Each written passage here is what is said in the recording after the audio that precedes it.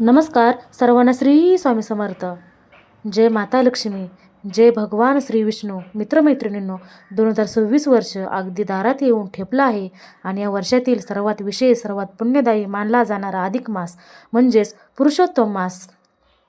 हा नेमका महिना कधी सुरू होतो, कधी संपतो, याचं महत्त्व काय आणि या महिन्यात नेमकं काय करावं, कोणत्या चुका टाळाव्या, हे आजच्या व्हिडिओमध्ये आपण पाहणार आहोत.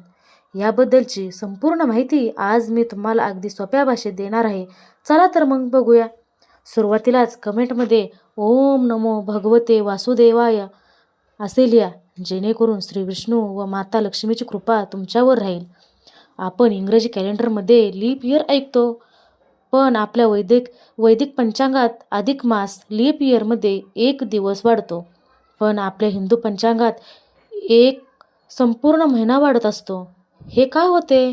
कारण चंद्रवर्ष आणि सूर्यवर्ष यांच्यात जो फरक आहे तो जुळण्यासाठी हा अतिरिक्त महिना जोडला जातो. चंद्र 12 राशींची प्रदक्षिणा साधारण 28-29 दिवसात पूर्ण करतो, तर सूर्य एका राशीत जवळजवळ 30 ते 31 दिवस थांबतो.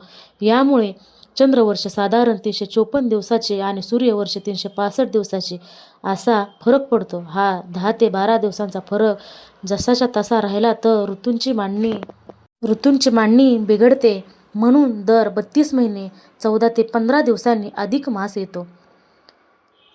शास्त्रामध्ये या महिन्याला विशेष असे महत्त्व आहे, कारण स्वयं भगवान श्री विष्णूंनी या महिन्याला माझं नाव द्या असं सांगितलं आहे. या महिन्यात श्रीकृष्ण, श्रीराम आणि भगवान विष्णू यांच्या उपासनेला अनन्यसाधारण महत्त्व असतं. लोक अधिक मासाला धोंड्याचा महिना असे देखील म्हणतात.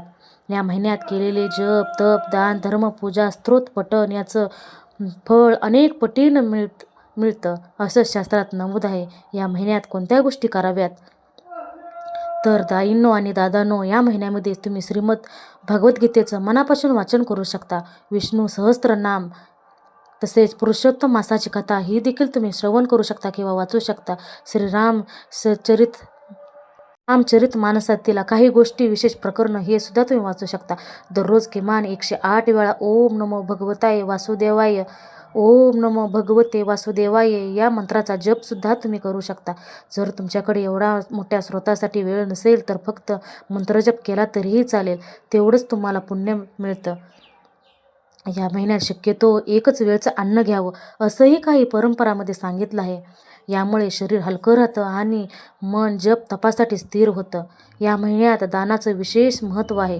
गहू, तांदूळ, मूग, दही, तूप, आवळा, तांदळाच्या पिठाचे पदार्थ, जिरे, साखर, खजूर अशा सात्विक वस्तूचं दान केल्याने ग्रहदोषही शांत होतात.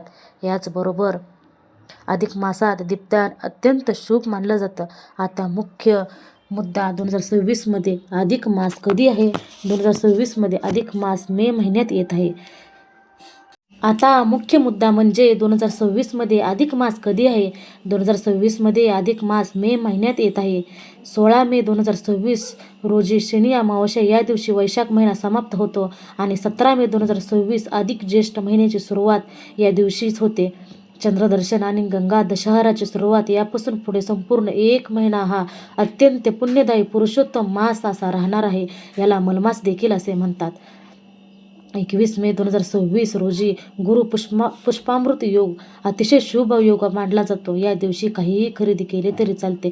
विशेष म्हणजे सोने चांदी ते अनेक पटींनी वाढतं असं शास्त्र सांगतं.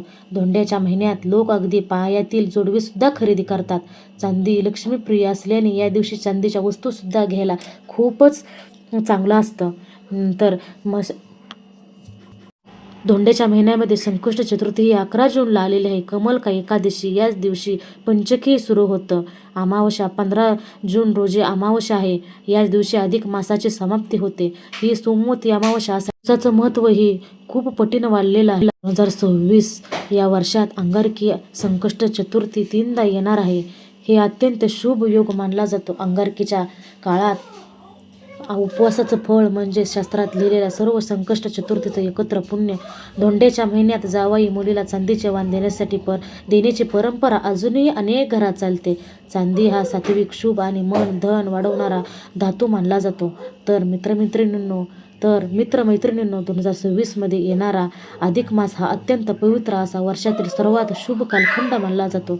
या महिन्याला पुरुषोत्तम मास मलमास असेही म्हणतात. या महिन्यात केलेली पूजा, जप, दान, पाठ, सेवा याचे फळ 100 पटीने जास्त लाभते.